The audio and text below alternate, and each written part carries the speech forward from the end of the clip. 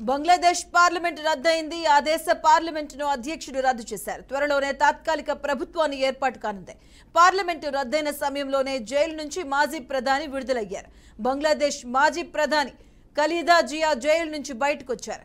గతంలో ఖలీదాను హసీనా ప్రభుత్వం జైల్లో పెట్టింది. ఇప్పుడు కొత్త ప్రధాని రేసులో ఖలీదా ఉన్నారు.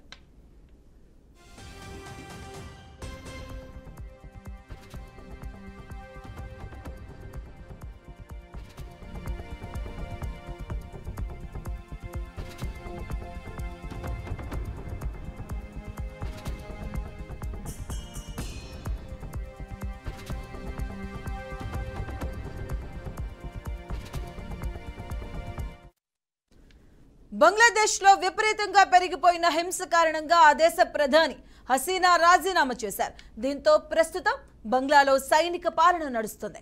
అయినప్పటికీ హింస చెలరేగుతూనే ఉంది. గంట గంటకు బంగ్లాలో ఉన్న భారతీయులపై, హిందూ మైనారిటీలపై జరుగుతున్న దాడులపై భారత ప్రభుత్వం సమీక్ష నిర్వహించింది. ఈ క్రమంలోనే పార్లమెంటులో అఖిలపక్ష మీటింగ్ నిర్వహించారు. ఈ సమావేశానికి కాంగ్రెస్ పార్టీ కీలక నేతలతో పాటు దేశంలోని పలు పార్టీల నాయకులు, విదేశాంగ మంత్రి జయశంకర్, రాజ్నాథ్ సింగ్, అమిత్ షా, ప్రధాని మోదీ పాల్గొన్నారు. అనంతరం బంగ్లా పరిస్థితులపై విదేశాంగ మంత్రి జయశంకర్ ప్రధాని మోదీకి వివరించారు.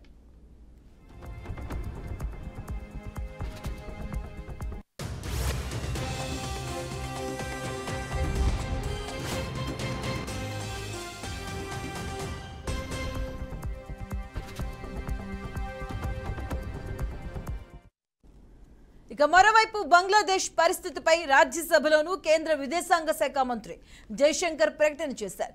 బంగ్లాదేశ్లో హింసపై ప్రధాని మోదీ ఎప్పటికప్పుడు తెలుసుకుంటున్నారని కేంద్ర మంత్రి తెలిపారు.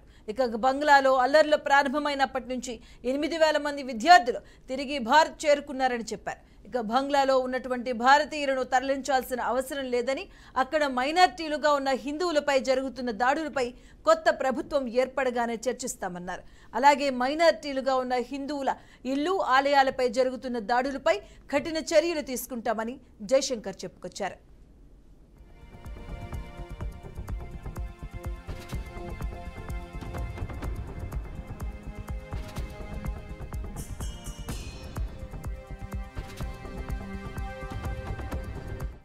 Prime Minister Sheikh Hasina apparently made the decision to resign. At very short notice, she requested approval to come for the moment to India. We simultaneously received a request for flight clearance from Bangladesh authorities. She arrived yesterday evening in Delhi. The situation in Bangladesh, sir, is still evolving. The Army Chief, General Waqar-uz-Zaman, addressed the nation on 5th August. He spoke about assuming responsibility and constituting an interim government.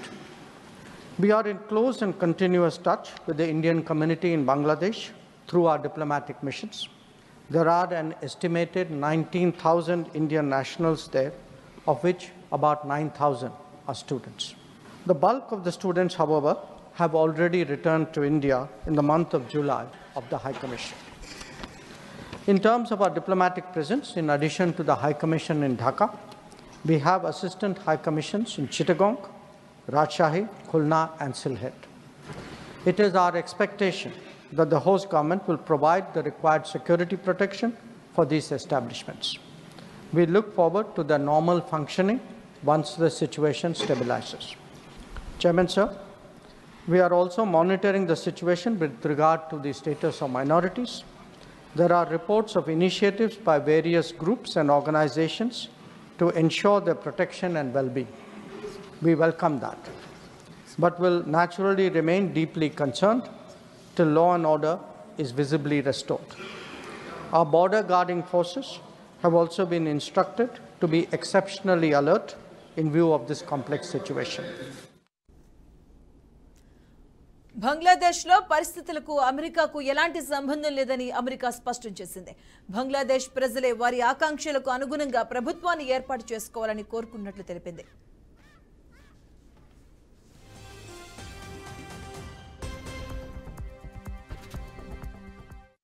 Turning to Bangladesh, we have seen the announcement that Prime Minister Hasina resigned from her position and departed Bangladesh. We are monitoring the situation carefully. The United States stands with the people of Bangladesh. We urge all parties to refrain from further violence. Too many lives have been lost over the course of the past several weeks, and we urge calm and restraint in the days ahead. We welcome the announcement of an interim government and urge any transition be conducted in accordance with Bangladesh's laws. Finally, we are deeply saddened about the reports of human rights abuses, casualties, and injuries over the weekend and past weeks. We share our deepest condolences with those who lost loved ones and those who are suffering. Turning to Bangladesh, we have seen the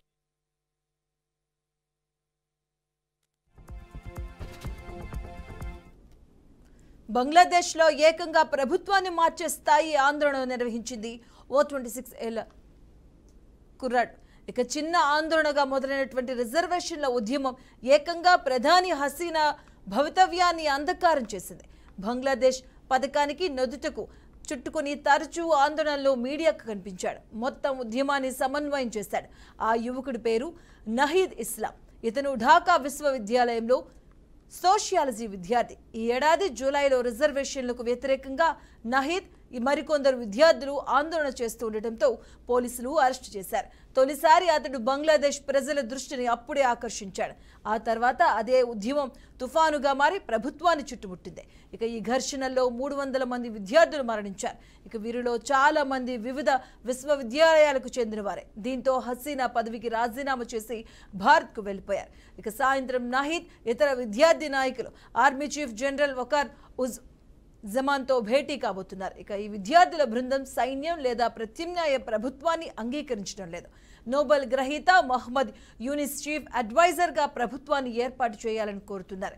విద్యార్థి ఉద్యమం ఆమోదం లేని ఏ ప్రభుత్వాన్ని అంగీకరించబోమని Naheed Facebook పోస్టులో తెలిపాడు.